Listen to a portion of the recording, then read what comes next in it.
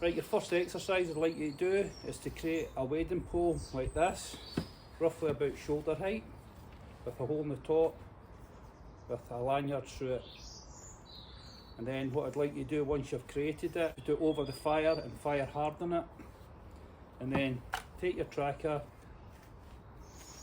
get it in the pinch grip, and scribe mare plan as your survival monic somewhere on the shaft that suits you. So that's your first exercise.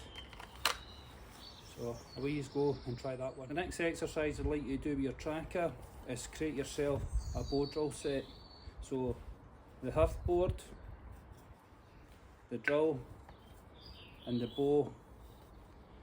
Okay, so that's your next exercise. And listen, it doesn't matter how many mistakes you make, just as long as you learn from your mistakes. And it's just down to practice, okay? But it's a good way of getting used to using your tracker knives. So create yourself a bow drill set. That's your next exercise. Right, the next exercise I'd like you to do using your tracker knife is making traditional feather sticks. Now I'd like you to make 6 of these, because 3 is enough to get a fire going, but depending on the climate, how cold, how damp the conditions are at the time of when you're making your fire will dictate how many feather sticks you'll need.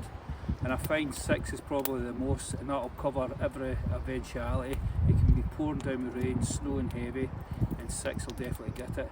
So we're going to start off here using the draw section along here, and we're going to do the traditional feather sticks. Now the first one, I want you to try and make that your ignition feather stick. That's the one that you take your time and go nice and slow and get them as fine as possible. And now this is the one that you want to take the flame straight away. And the ones after that, they can be not as fine, you know, and you can go through them a lot quicker. But the first one, I want you to just take your time and try and get that as smooth and the curls as small as you possibly can, so they'll definitely take to light using fire steel. Okay, so 6 feather sticks, doing it the traditional way, and that's what I'd like you to do for the next exercise using your tracker knife, using the draw section. The next exercise I'd like you to do is to make a hatful full of cockerel feathers.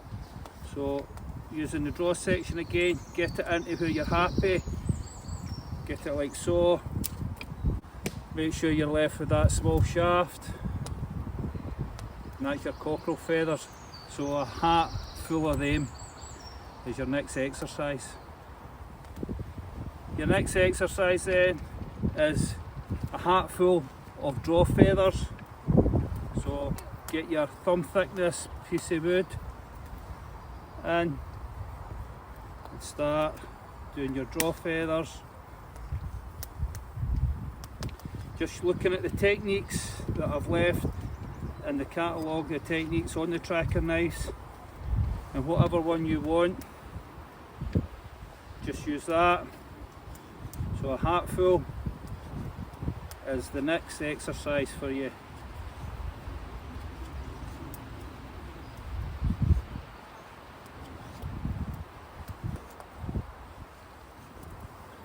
So go away and try that one. The next exercise with the tracker knife is just producing a hatful of shavings. So decide from the catalogue of videos what method you're going to use. If it's the one stuck inside the log and you're pulling like that, I'm just simply doing it this way. It's just as quick for me. As I say, it's really windy here today.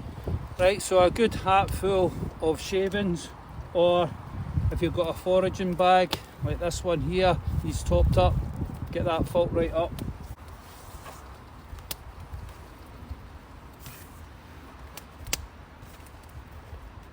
There you go, as many as that will do it. Right, for your next exercise, what I'd like you to do is batten through the log, split it in half, split it in quarters, then into 8s and then 16ths, and that's all you need to do. Hopefully you've got a tracker that's large enough, and most of this should have been done with the chopping section of the blade, but this is all I've got out with me today, so let's see how this manages. So here we go.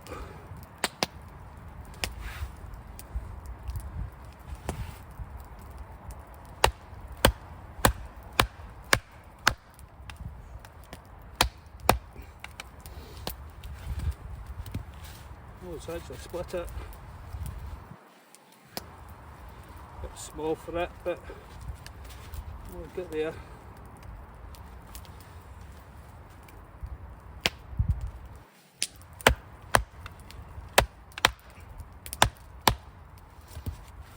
Here, go for the top, use it like a chisel, and that's the advantage of having the exposed tang.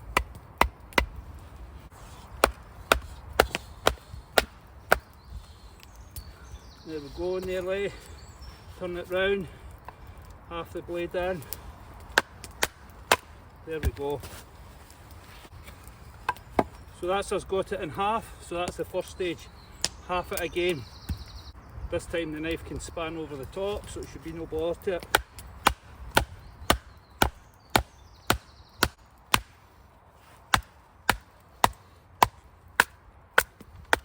There we go.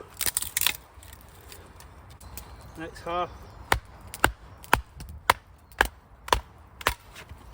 There we go. Then break it down into quarters, and then break your quarters down again into eighths.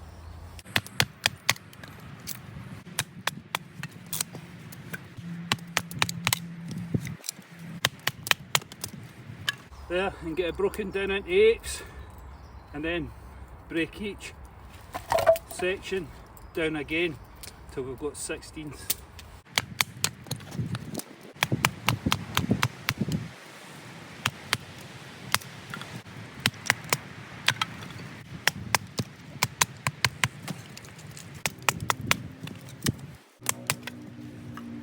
There you go, so get that broken down into 16ths, and that's what this exercise is all about.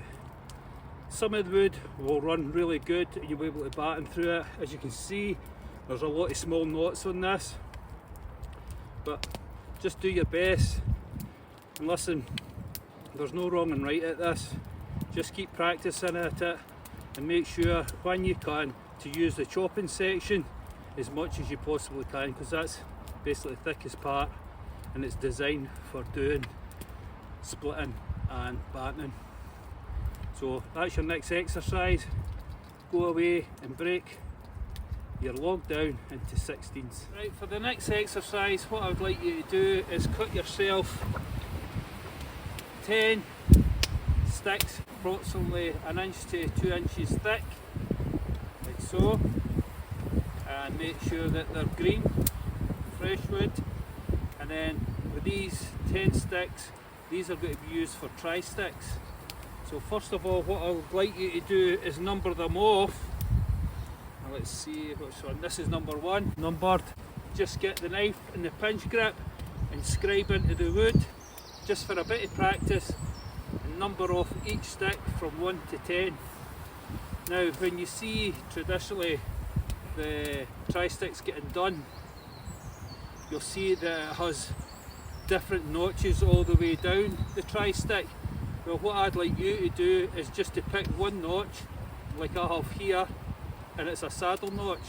And what I want you to do is maybe do 6 or 7 saddle notches on the number 1 stick, change it round to the other side, and do it down the other side as well. And that way you've had plenty of chance to get used to using your knife, manipulating it in your hand, using all the different grips to create the saddle notch. By the time you're finished doing your stick, anything for 15 to 20 times, okay, on one stick. And then when you pick up your next stick, number it off, and then pick a different type of notch. Say it's a number 7 on this one, and just do 7 up one side, rotate it round, and 7 on the other side. And that way, by the time you get to the 10th one, you've done 10 different notches, but you've done each one anything from 10 to 20 times. And as a final test, take it out, one stick, say approximately 1.5 feet in length, green stick, and practice every notch that you've done on the 10 sticks. So that's for your next exercise. Okay, so give this one a try.